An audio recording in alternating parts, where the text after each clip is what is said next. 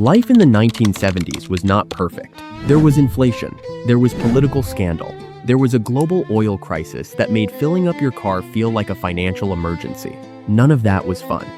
And yet, people who lived through that decade consistently describe it as the happiest time of their lives.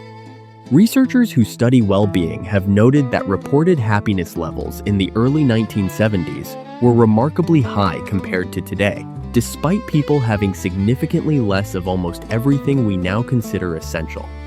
I'm Reto, and today we are asking the question that nobody has been able to fully answer. What exactly did the 1970s have that we have since lost? And why does it still feel like something is missing? Number 1. Boredom. In the 1970s, people were bored regularly, not occasionally, not when the Wi-Fi went down. Genuinely, deeply, structurally bored. There was nothing to scroll through. There was nothing to stream. There were no notifications arriving every 4 minutes to give the brain a small hit of stimulation.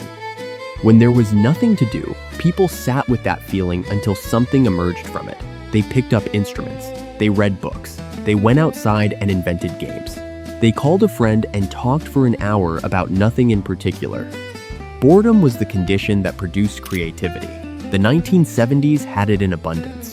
Today, we have eliminated boredom almost entirely, and creativity has become something we schedule into a calendar between meetings. These two facts are connected, and the connection is not a coincidence. Number 2, the family dinner table. In the mid-1970s, roughly 80% of American families ate dinner together every evening, according to survey data collected at the time. Not occasionally, not on birthdays, every evening. The same table, the same time, the same 6 o'clock ritual. There was no television on in the background. There was no phone on the table. There was food and there were people, and there was conversation about whatever happened that day. Sometimes the conversation was interesting. Sometimes it was not. The point was not the conversation. The point was the table. By the mid-1990s, that figure had already dropped significantly. Today, the family dinner table as a daily ritual is something that many households have simply stopped doing. The table is still there. Everyone is just eating in a different room, looking at a different screen. Number 3, knowing your neighbors. In the 1970s, people knew their neighbors, not as usernames, not as faces they vaguely recognized from the street, as actual people whose names they knew, whose children played with their children, whose doors they knocked on without calling ahead. Communities in the 1970s functioned as communities. People looked out for each other's houses, watched each other's children, borrowed each other's tools, and showed up when something went wrong. This was not considered extraordinary. It was considered being a neighbor. Research on loneliness consistently shows that rates of reported loneliness have increased dramatically since the 1970s, despite people being more connected than at any point in human history. The 1970s had fewer ways to connect and more actual connection. That paradox has never been satisfactorily explained. Number 4, undivided attention. When two people sat down to have a conversation in the 1970s, they had a conversation. There was no phone on the table. There was no device in a pocket vibrating with notifications. There was no second screen running in the background, providing a constant alternative to the person sitting directly in front of you. When someone was talking to you in the 1970s, you listened to them because they were the most interesting thing available.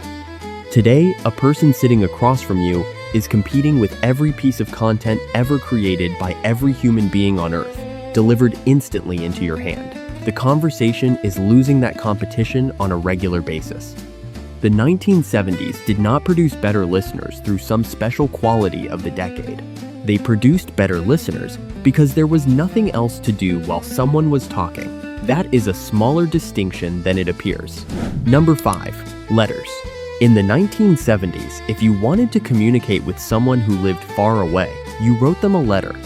You sat down with paper and a pen, and you thought carefully about what you wanted to say, because writing it out by hand took time, and starting again was inconvenient. You then waited several days for your letter to arrive, and several more days for the reply to come back. The entire exchange took 2 weeks. During those 2 weeks, you thought about what had been said and what you wanted to say next. People kept those letters. They put them in boxes and stored them in attics. Decades later, those letters still existed as physical objects that could be held and reread. They documented relationships in a way that no text message thread has ever replicated. The care that went into writing them is detectable in every line. Nobody writes like that anymore because nobody has to. Number 6. Physical activity as a default. People in the 1970s were physically active, not because they had gym memberships, but because daily life required it. They walked to the shops, they cycled to work. Children played outside for hours, every day, and did not consider it exercise. It was just what you did when you were not doing something else. The obesity rate in the United States in 1970 was approximately 15%. Today, it is over 40%. This did not happen because people in the 1970s had superior willpower or better intentions. It happened because the structure of daily life in the 1970s built movement into every day without anyone having to decide to do it. We removed that structure and then began selling gym memberships to replace what we had taken away. Number 7. One job being enough. In the 1970s in America and Britain, a single income could support a family. One person working a regular job could pay a mortgage, raise children, take a holiday once a year, and retire with a pension. This was not considered exceptional. It was considered a normal outcome of working steadily. Today, 2 incomes are required in most households to achieve approximately the same standard of living. The cost of housing alone has increased at a rate that has far outpaced wage growth in almost every major economy. People in the 1970s were not wealthier by any objective measure. They were simply living in an economic structure that allowed a working life to produce a stable life.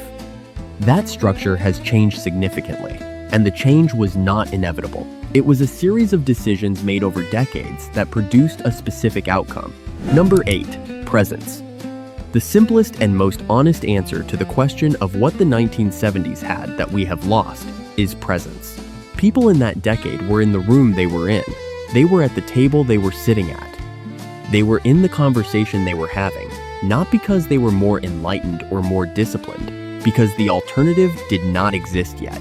The alternative now exists in everyone's pocket. It is available every waking moment. It is designed by some of the most sophisticated engineering talent on Earth specifically to be more compelling than whatever else is currently happening.